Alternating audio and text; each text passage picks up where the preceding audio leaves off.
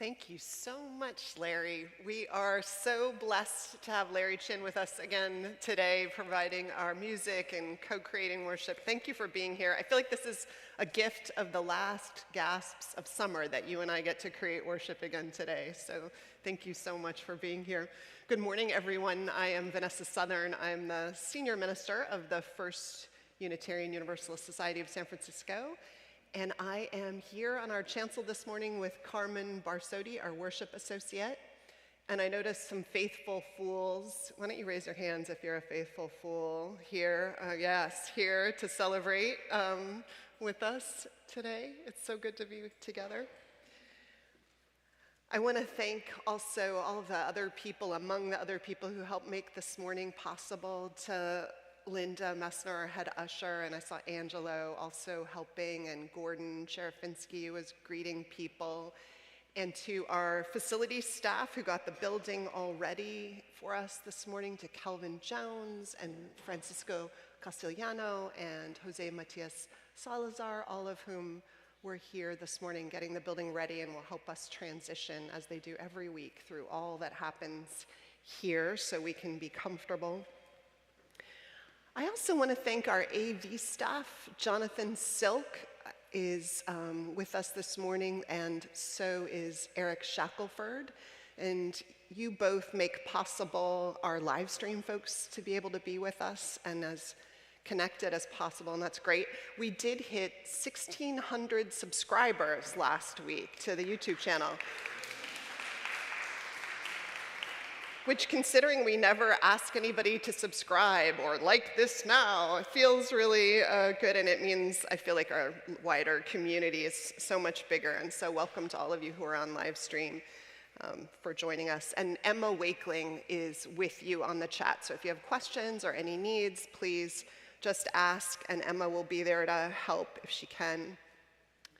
If any little kids come in, please let them know there's childcare, and older kids are welcome to stay with us. And anyone who has trouble sitting still or would enjoy a fidget, there's a whole set of fidgets and things to keep you happy and busy in the back. If you have pets, there's a pet-friendly section. If you want to be in a place where everyone is masked, there's a mask-only section so you can feel comfortable. And if you want to be, if you're a troublemaker, then you can sit, in general, anywhere. I remember years ago when we asked how many people had been arrested. We were talking about social justice, how many people had been arrested for social justice reasons, and so many more arms went up than I expected. So it's good to be among troublemakers of the best kind. I hope you all have an order of worship so you can follow along. There's a link for those on live stream. This morning, we are going to sit with awe together. I'm drawing on Dacher Keltner's book by that same title, Awe. That's going to be our ministers' book group book in September, which meets on Zoom. So if you'd like to join, please start reading the book and sign up to get the Zoom link. It's a time to pay attention and unravel this reality that we all know and that feeds us and shapes us in ways that I think are more extraordinary than certainly I understood. So welcome to a time of conversation, to a time of reflection carved out of the headlong tumble of our weeks, a time to be together and go deep. Welcome.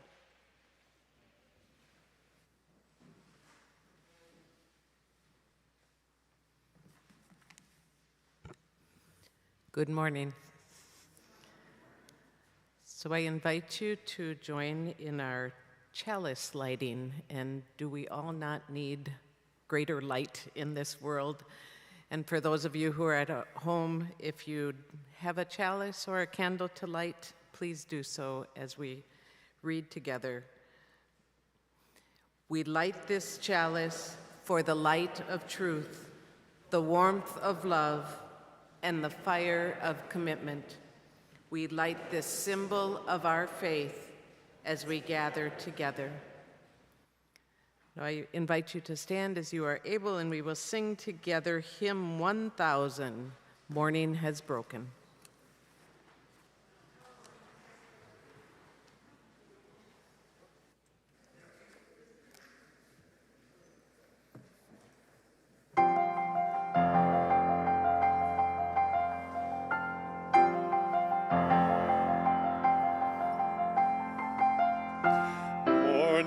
has come, arise and greet the day. Dance with the joy and sing a song of gladness. The light of hope here shines upon each face. May it bring faith to guide our journey home.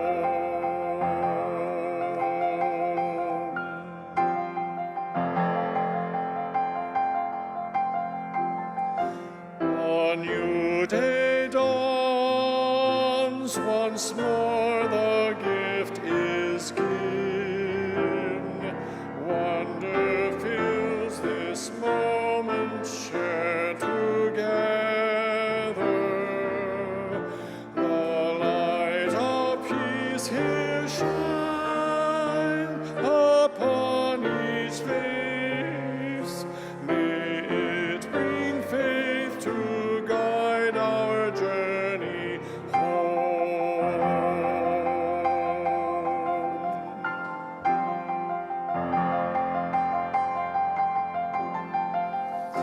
Open our eyes to see that life abounds. Open hearts to welcome it among us. The light of love here shines upon each face. May it bring faith to guide our journey home.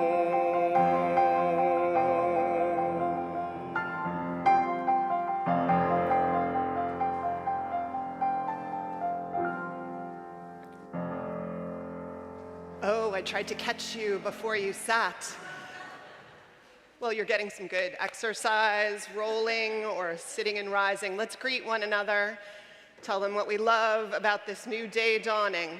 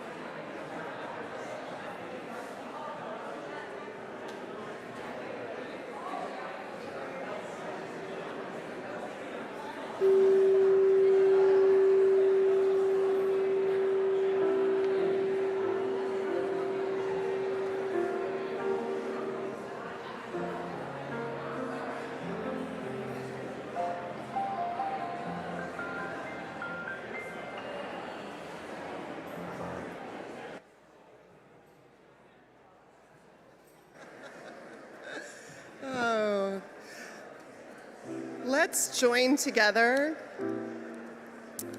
and say the words of our covenant, which are in your order of service,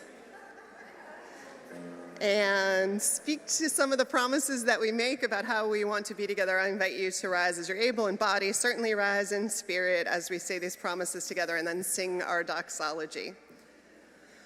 Love is the spirit of this church, and service is its prayer. This is our great covenant, to dwell together in peace, to seek the truth in freedom, and to help one another.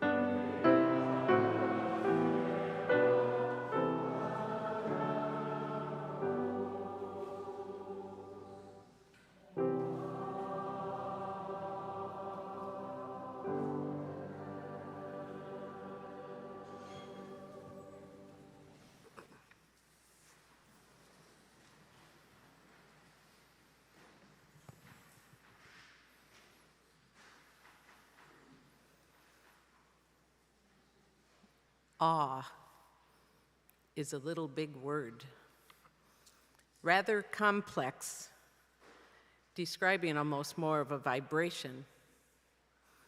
When I lived in Nicaragua, there was an icebreaker we would use with groups. It had little to do with what one said, but more with how we'd say it. So we'd be in a circle and we'd turn to a person and we'd say, 2, 3, 4. And they'd look back, 8, 9, 6. Or, 1958. Oh no, 2016. And then was the sound I would say when my mother had me open wide my mouth and stick out my tongue to look at my tonsils when I came to her complaining of a sore throat. Ah. And then I got a little more serious on topic. The feeling of awe. Though it's not a word I commonly use, I did begin to remember. I think of the deep orange, red-colored sky at dusk with silhouettes of the birch trees as I looked out my mother's window in Minnesota that was punctuated by the white snow-covered ground. It's breathtakingly beautiful. Or when I was 22 and volunteering in Venezuela, it was the Monday ritual to drive to the beach, a 2.5-hour ride on a seemingly endless, windy and curvy road. And then, pow, suddenly we burst from the tree-filled tunnel, and there before us was the vast Caribbean. Blue, green, lapping, and I was awestruck. I had never seen the ocean. Such beauty. The blues and the greens of the water were exquisite. And then Sam, my friend and partner in foolery, likes to tease me about my utterance when I walked up to the ridge of the Grand Canyon for the first time. and simply said as I stood before it, "I see why they call it grand." Standing before the Grand Canyon, before the beauty of oceans and sunsets, there is that feeling of awe that takes over all of my senses, releasing that deep breath. And there is a kind of joy, a kind of all-body smile, may I even say, a feeling of love, sometimes at first sight, and sometimes slowly rising up from the tips of the toes to the crown of my head.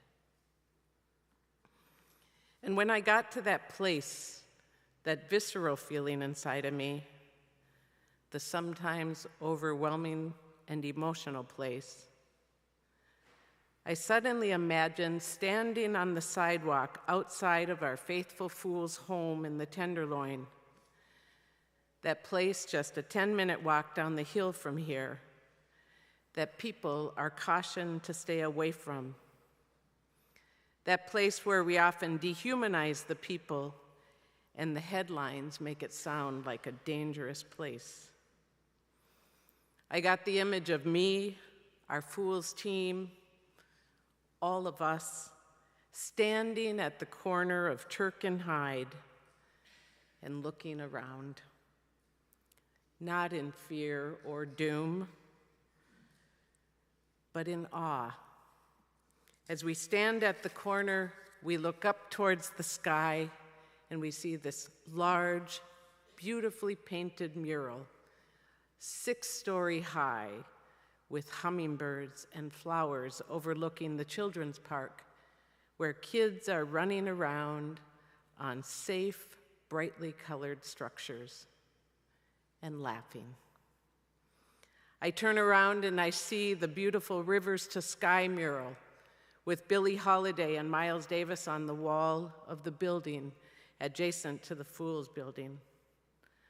A beautiful picture of history commemorating the Black Hawk Jazz Club and a welcoming space for people to sit.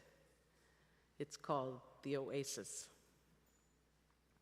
And just beyond that is a beautiful mural painted by Christopher Birch of a cosmic black person that he painted in hopes of inspiring, educating, and provoking black beauty. And then there's the people, the mosaic of languages and cultures and breathtaking resilience. So many people from so many parts of the world, including their homeland of San Francisco.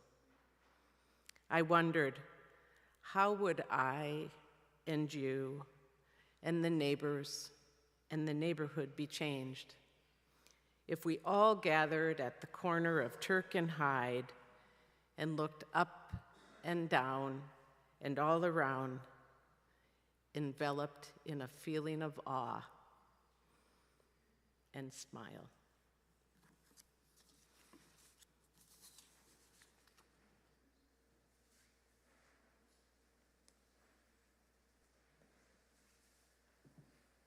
Thank you, Carmen. And now our morning offering, which is for the works and ministries of this community, will be both given and gratefully received.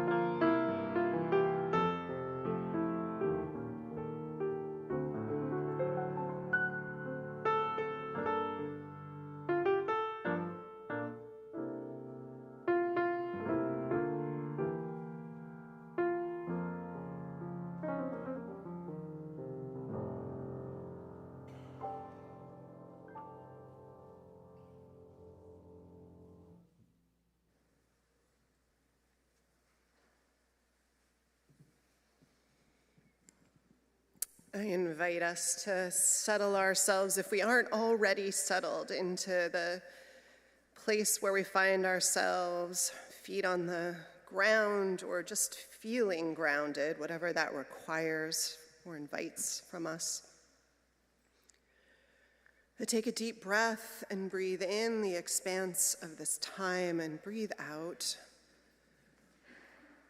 what worries or constrains you into our shared holding.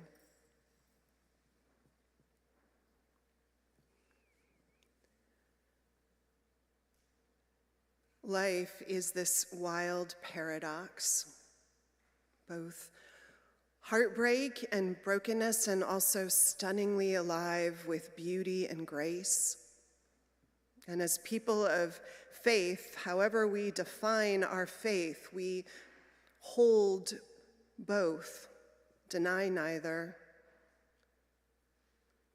invite one another to step into this world as witnesses and participants in the whole of what we find in this life together. And so this morning, in our time of prayer, we make space for both heartbreak and beauty. We do so ringing our gong with its sound that moves through us and beyond us to connect us to all who are holding the fullness of life also in all the places people are standing with us in solidarity of hands and hearts in this work to live meaningfully and alive. We ring out our gong this morning first for places of suffering in our world. We call out again this morning, in particular, concern for the people of Ukraine and Gaza and Israel caught as they are in the grip of war, holding the starvation and medical needs in Gaza in particular, and the reality of two places subject to the cruelty of immoral leaders. We include our nation as a place of suffering caught in our own kind of undeclared civil war, a war of the poor in favor of the wealthy, against immigrants that is in part fed by a long tradition of war against people of color in our nation, ideologies of dominance versus interdependence, and control over cooperation. And right now, our prayers are also with the people in Napa Valley who are threatened by the picket fire and all those fighting it, and the way that too recalls us to the larger struggle in support of our planet and the crisis we all face together on it.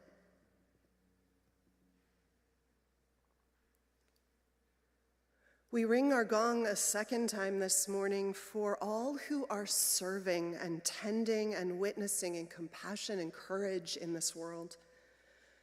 Those who speak up in boardrooms and at kitchen tables, who don't hide behind the myth of powerlessness, but use their agency to lean into all places in need of courage and compassion. For ordinary and extraordinary courage, we give thanks. And we ring our gong in both gratitude and solidarity.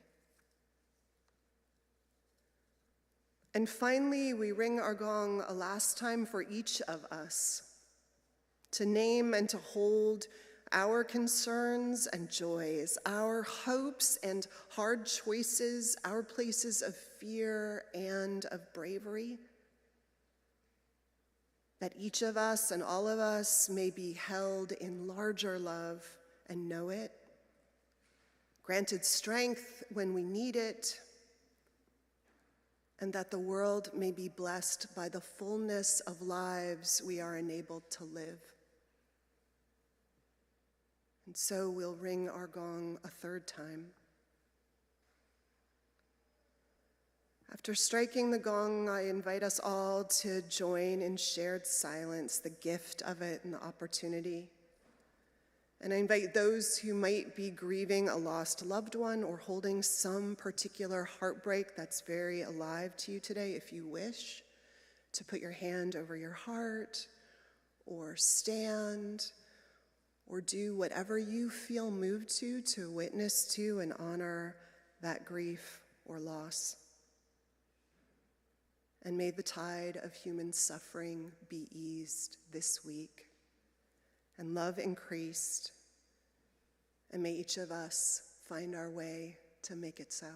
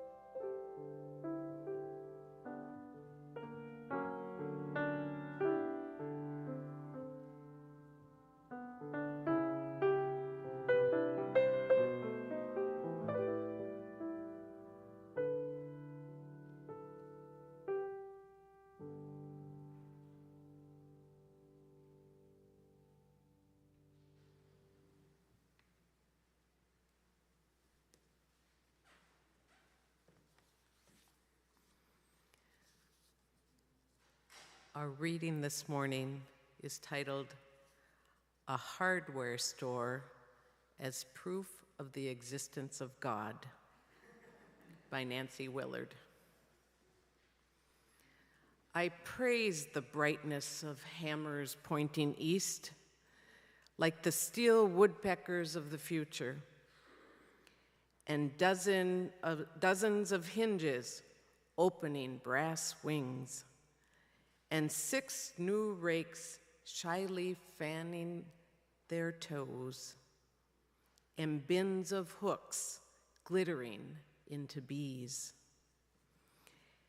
and a rack of wrenches like the long bones of horses, and mailboxes sewing rows of silver chapels, and a company of plungers waiting for God to claim their thin legs in their big shoes and put them on and walk away laughing.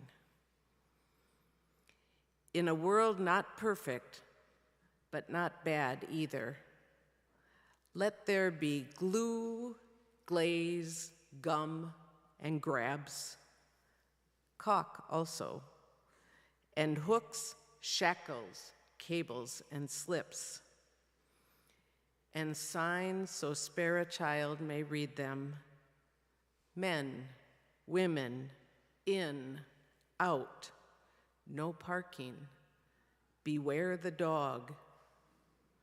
In the right hands, they can work wonders.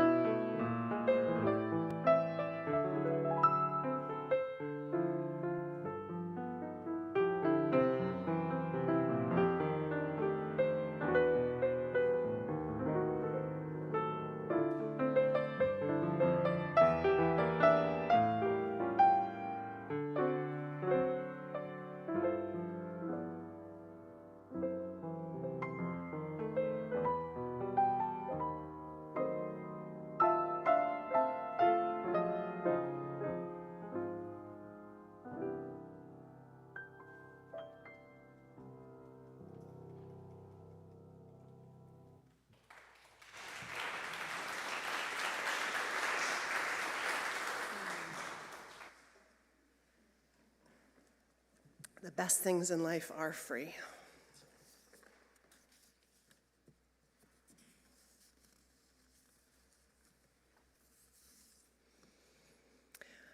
I don't know what Nancy Willard would call the feeling that she had in the hardware store that she describes in her poem, A Hardware Store as Proof for the Existence of God, but she definitely was having a moment. In that moment, ordinary things were momentarily taken out of ordinary focus, weren't they? I mean, hinges are spreading like brass wings. New rakes, she says, shyly fanning their toes, as she puts it. Everything inanimate somehow in that moment is animate, alive with life and possibility and purpose, too. In a world not perfect, but not bad either, she writes, let there be glue, glaze, gum, and grabs, caulk also and hooks, shackles, cables, and slips, and signs so spare a child may read them. Men, women, in, out, no parking, beware of the dog. In the right hands, they can work wonders. It's an odd, funny moment of connection. She's expanded beyond herself and stepping into larger delight of life, what pulses with life, and it's bigger than it was just a moment before, and all of it is waiting to be of use, as she is, she must realize, all waiting to be of service and to work its wonders in the world. We're all gonna go to, wait, what's that great store in Castro? Cliff's Variety Store. Oh my gosh. That's a place to go after church, to feel all this. Dacher Keltner would probably have called what she feels in that moment, or describes, one of the many forms of awe. Keltner and other scientists have been trying for the last many decades to name all these feelings we have, what they really are, the function they play in our lives, how we conceive of ourselves when we're caught up in them, and how we relate to the world, maybe differently. And asks also, after they take hold, what, if anything, remains? Keltner, as some of you may know him, maybe even took a class with him, he went to UC Berkeley to study psychology at a time that a revolution was going on. For so long, the field of psychology and of economics even described human beings as cognitive, functional beings. Economics talked and built its models on human beings being rational decision makers. But were we? Could you understand us by reason alone? It turned out that founding thesis for so much, including the decision sciences that was studied by a friend of mine there at the same time, taught in the academy, was wrong. We human beings are not entirely rational actors making rational decisions in the marketplace or anywhere else. I mean, ask anyone who purchases a depreciating luxury asset whether the decision is rational, and you might hear rationalizations, but nothing like sound economic reasoning. And I know a lot of couples who are happily together for a long time when there were plenty of rational reasons why they should not marry. My mother-in-law gave my husband and I a few just to think about. And she was right to raise them. Studies have shown, in fact, that even when we think we're making decisions based on reason, you and I, we're often making those decisions based more on gut or instinct, and then retroactively finding rational reasons that we can choose the thing we really want to choose. And to some degree, that's fine. Emotions are important guides, right? Our brain, we know, picks up so much information, including emotional cues, micro expressions, things that give us information and inform that gut reaction, as we call it. And knowledge of that maybe gives us permission to lean into it sometimes, like the hair going up on the back of your neck sometimes that tells you something before rationally you can process that you have something to worry about. And knowledge we have of things like implicit bias also tells us that we can be conditioned to feel things like distrust or fear or the opposite for reasons that are not at all rationally justifiable or justifiable. Knowledge is power. And in this area that we're talking a little bit about today, the jury isn't really out anymore, I don't think, or the judgment, at least for the moment, is in. We human beings, we're not rational beings, not fully, not even close. It was people like Paul Ekman at Berkeley in his 1972 paper, Emotion in the Human Face, that launched academia into the study of emotions more intensely. And then started people looking at how we might name and describe them, how these things showed up in our bodies, in our brains, in our behavioral choices.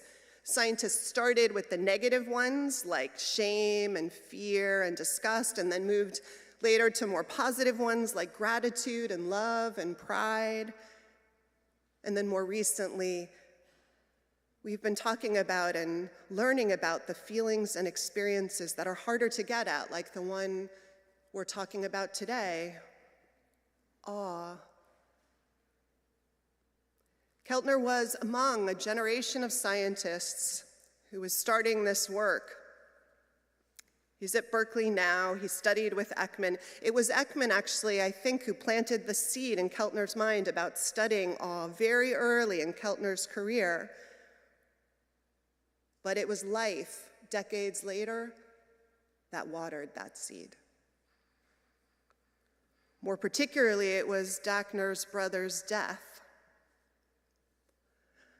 Dacher tells a bit of the story in the book.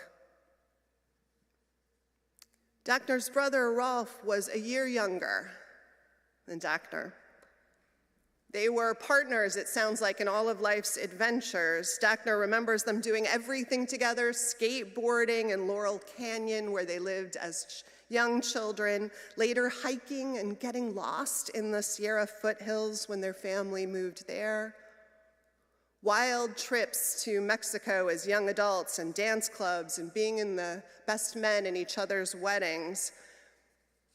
And then, when in his early 50s, Rolf got diagnosed with colon cancer, Dacher was accompanying his brother on this part of the journey while his brother underwent treatment. But then, when the cancer was winning, when he received the call from Rolf, after a morning his brother had spent with his wife and his own children, to find out that Rolf had done as he had planned to do at some point, taken the cocktail of opiates that would allow him to die with dignity and invite his whole family to gather around him as he transitioned from this world to the mystery beyond. Being present for his brother's death, Dacher said, was a profound experience. I sensed a light radiating from Rolf's face, Dacher wrote. It pulsated, touching us as we leaned in with slightly bowed heads. The chatter of my mind faded. I could sense a force around his body pulling him away. And in that moment, a voice in his mind said, I feel awe. All emotions can be hard to define. What exactly is happiness, fear, joy, anxiety? Often we know them by how they show up in our bodies for us, or by the kind of moments that invite them to show up, and awe is no different. Keltner tried to describe that moment of awe, what it was like for him. He writes, my feeling in that overwhelming moment shared some essence with experiences of awe from my past, both big. For example, seeing Nelson Mandela speak after his 27 years of captivity with 50,000 other people, and small, seeing the dusk light on an oak tree, listening to my young daughter's duets of laughter. Watching Rolf pass, I felt small, humble, quiet, pure. The boundaries that separated me from the outside world faded. I felt surrounded by something vast and warm. My mind was open, curious, aware, wondering. So Keltner set out to study awe. He teamed up with NYU professor and author Jonathan Haidt to define awe. They immersed themselves in sacred writings, in anthropologists and their accounts of when awe showed up in the cultures and the people's stories that they studied. In a variety of ways, culture talked about and experienced awe across cultures and time, and they decided on this as their definition. Awe is the feeling of being in the presence of something vast that transcends your current understanding of the world. Awe is the feeling of being in the presence of something vast that transcends your current understanding of the world. I'm not entirely sure I agree with that definition.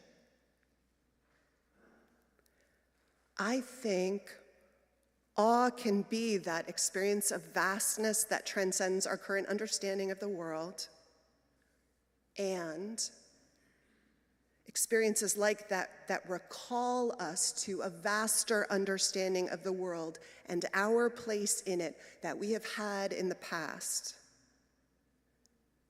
I don't think they always change our understanding of the world, though often they can, but always they recall us to a wisdom that we find easy to lose and forget. Think of Carmen's experience of standing on the edge of the Grand Canyon. How many people have stood on the edge of the Grand Canyon? It is grand. Or on a mountaintop, or at the base of a giant sequoia, or in Muir Woods, near the circles of redwoods, or at the ocean, or lying back to take in the wide expanse of blue sky and the clouds sailing across it. And you know, we all know in those moments experiences that often take us swept up into the vastness of the natural world, right? In grandeur and expanse of it all. Or the first time that you took in, hopefully lying down on your back, hopefully in a place where ambient light was minimal, the expanse of the night, alive with stars, clear and full. Those stars, and maybe you knew when you looked then what a parent or teacher or lover of astronomy told you. Wait, astronomy? Yes, astronomy. You know what I was hoping I hadn't said, yes.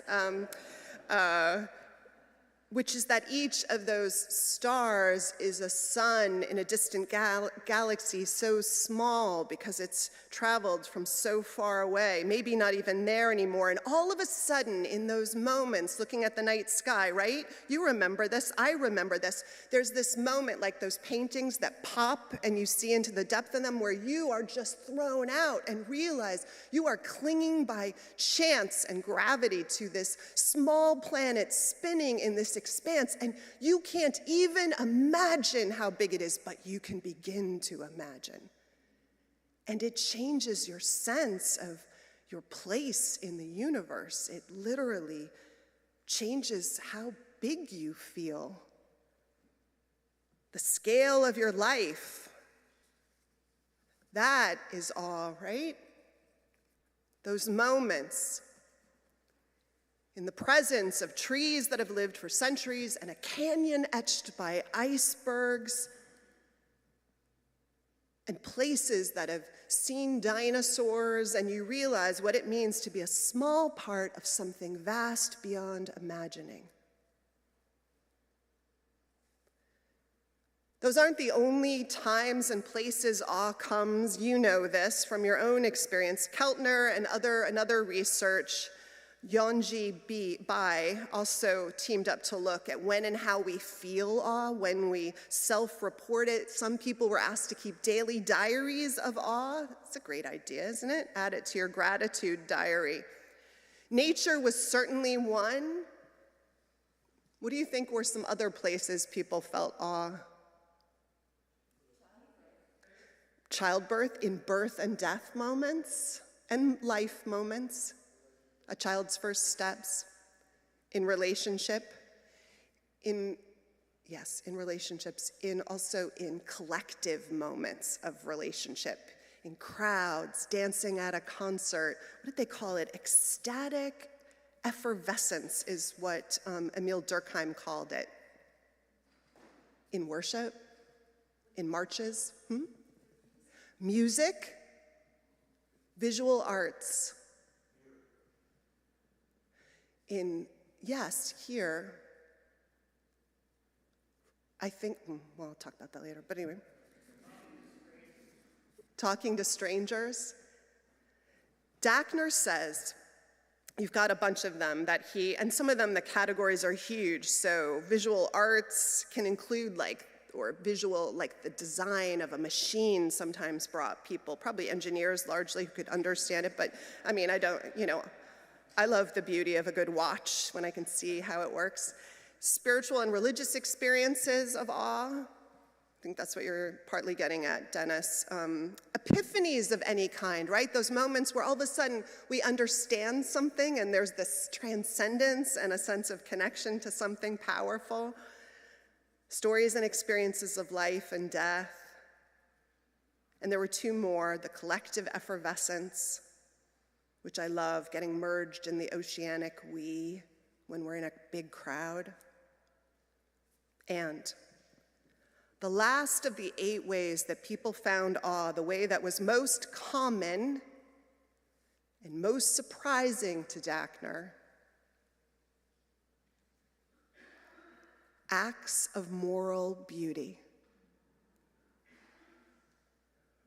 Watching someone act with goodness of intention, exceptional virtue, character, or courage. Reading about lives of great virtue or courage, particularly in the face of suffering or risk. This, it turns out, is actually the slam dunk of awe, if you need it. This is when we're most likely to feel it. And it was written by an academic, not a clergy person, so I just want to underline that. And when we feel awe, my friends, what's most common are those experiences of that moment of vastness, of self-transcendence that happens.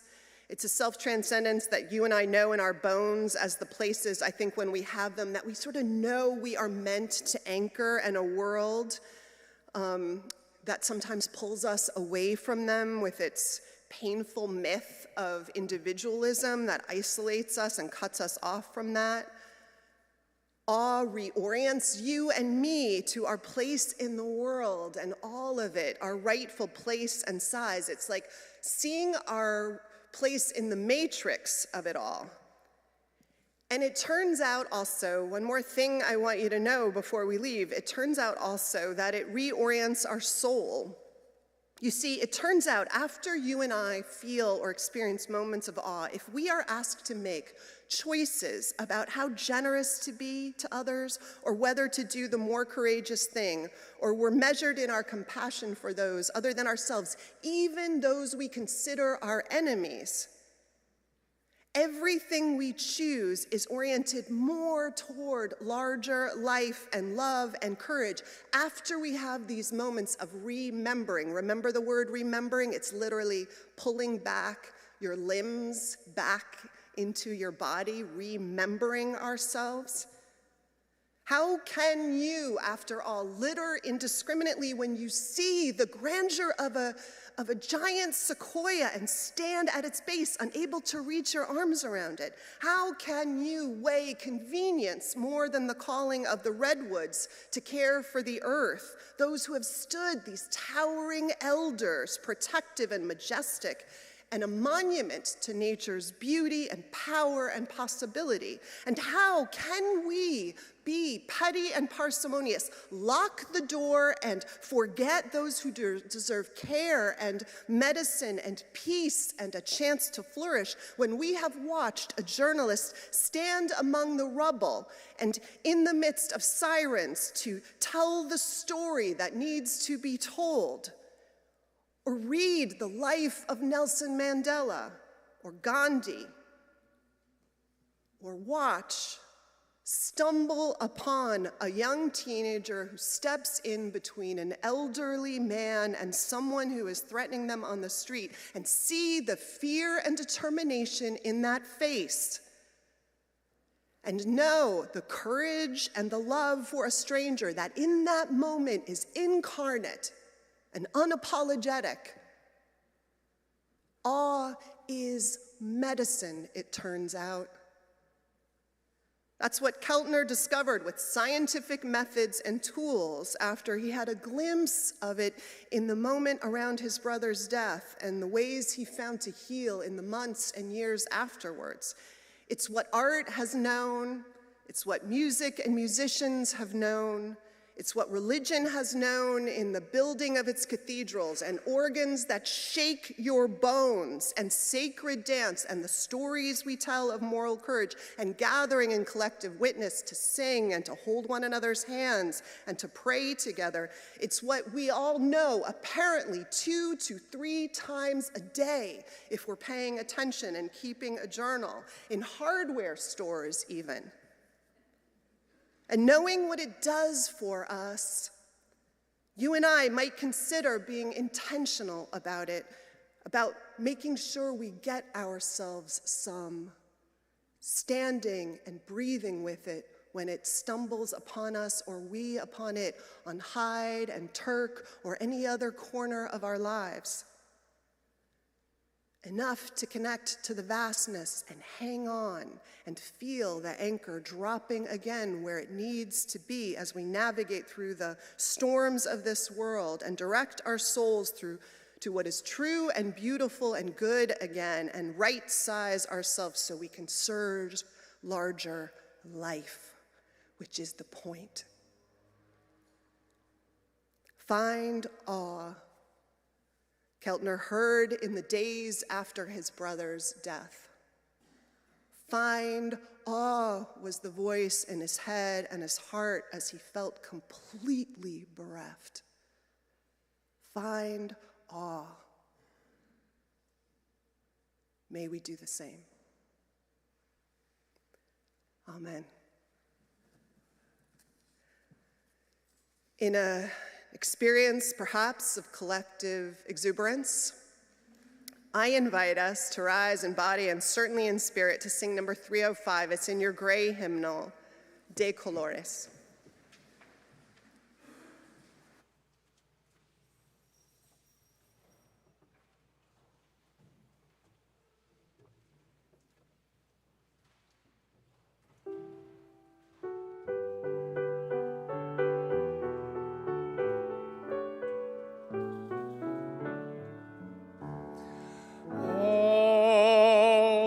Colors, yes, the colors we see in the springtime with all of its flowers.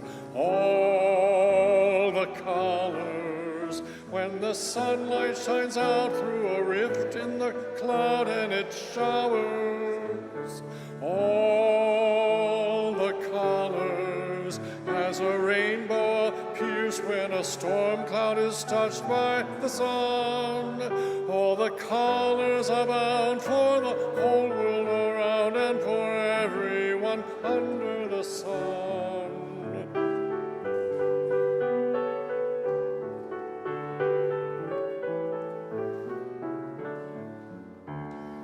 All the colors, yes, the colors of people parading on by with their banners. All the colors, yes, the colors of pennants and streamers and plumes and bandanas. All the colors, yes, the colors of people now taking their place in the sun. All the colors abound for the whole world around and for everyone under the sun.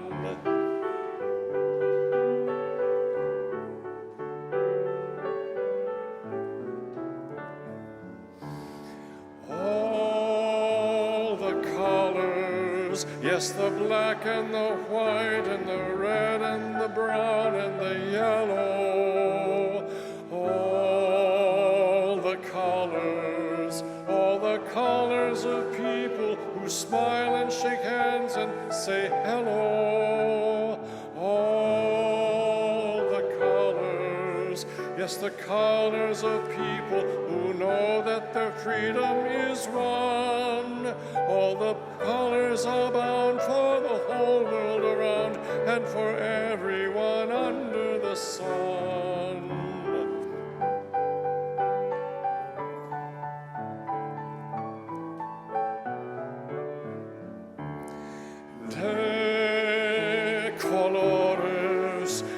colores vistan los campos en la primavera.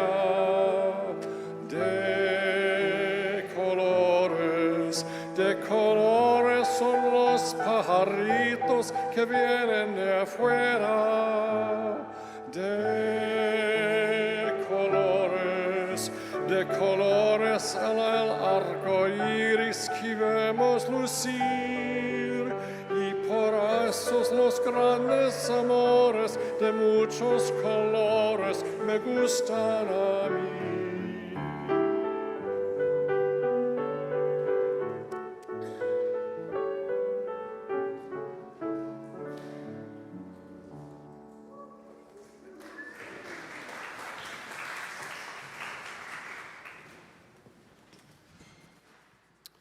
Good morning.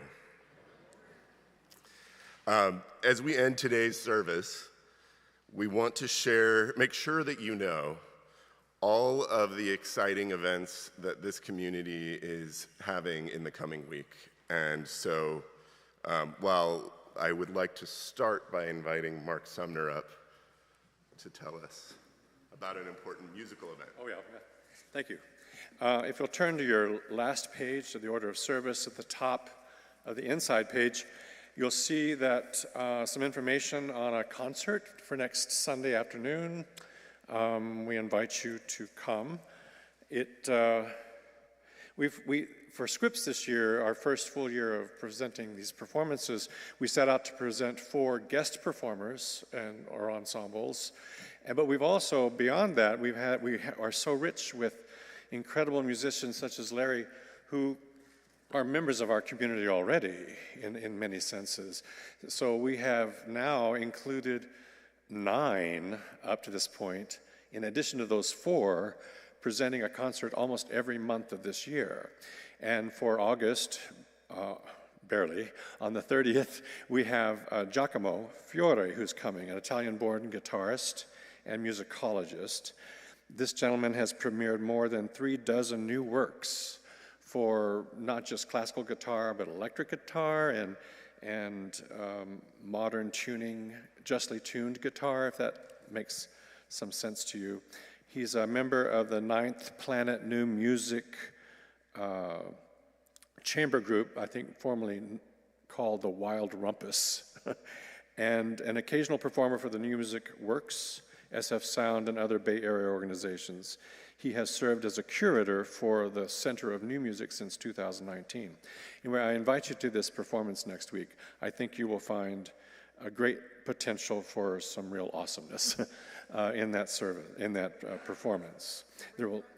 Bring friends, please. He's performing not just for this community, but for the greater community. So if you can help us get the word out, one of the main focus of the Scripps, as hopefully you know, is to open our doors to some new folk and to welcome them into this space and this wonderful space for performing. So his concert also will feature video projection, and as you read in that paragraph in the order of service, you'll be hearing some new things coming off of the instruments that he'll be bringing. So anyway, with intention, please try to be here. We will serve lunch beforehand. It's free, but we do ask for a donation to help actually reimburse his expenses and such. So anyway, thank you very, very much. You'll hear more about more concerts. We have 3 more, a September, October, and November event. So please keep your ears open for those things as well. Thank you. Thank you, Mark. Next, we'd like to welcome you to join today's Flame Keeper series. It will be on the topic of supporting grief, moderated by friend of First Unitarian, Shannon Fong, at 2 p.m. at the Commons at 550 Laguna. We invite you to participate in the UUSF Family and Friends Art Show. Artists affiliated in various ways with UUSF are welcome to submit 1 to 3 ready-to-hang pieces of art you have until 2 p.m. sharp today, so if you have to go home and come back, put your sneakers on. Third, This week's 20s and 30s spiritual discussion group will be on Tuesday at 7 p.m. on Zoom. Please contact Emma Wakeling if you would like to register. Sunday school registration for the coming school year is now open. Please register your own kids as appropriate, and also think of like-minded families that might also like to participate in Sunday school. Please join us now for coffee, community, and conversation after the service in the courtyard. Thank you so much. Thank you, Carl. It's great. Yeah. That was wonderful. Carl's on our board of trustees, our newest member, among our newest members. Mari is the other. Mari, where are you? Mari's wearing the great hat, so if you have questions. We will extinguish our chalice now, and we'll carry the flame in our hearts, the light of truth, the warmth of love, the fire of commitment into the world until we gather again. And now I invite us to rise in body or spirit and join hands as we say our benediction.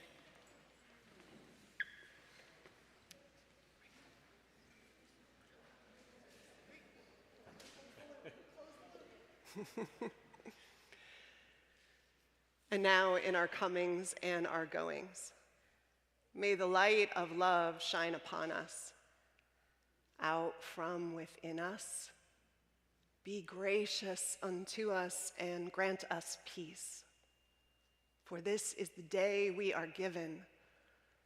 Let us rejoice and be glad in it. Amen.